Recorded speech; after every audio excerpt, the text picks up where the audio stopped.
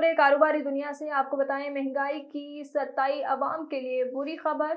हुकूमत गैस की कीमतों में इजाफे के बाद पेट्रोलियम मसनूआत की कीमतें भी बढ़ा दी।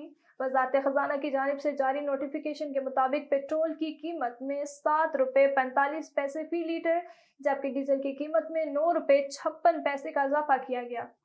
वज़ीर ख़ज़ाना मोहम्मद औरंगज़ेब की ज़ेर सदारत इक़्तिसादी राब्ता कमेटी का इजलास हुआ। ECC इजलास में गैस की कीमतों में इजाफे की मंजूरी दी गई। वज़ारत तवानाई के ज़राए के मुताबिक IMF शर्त पर केप 2 पावर प्लांट्स के लिए गैस महंगी करने की मंजूरी दी गई। केप 2 पावर प्लांट्स के लिए फी MMPTU कीमत 2,750 रुपये से बढ़ाकर 3,000 रुपये हो गई।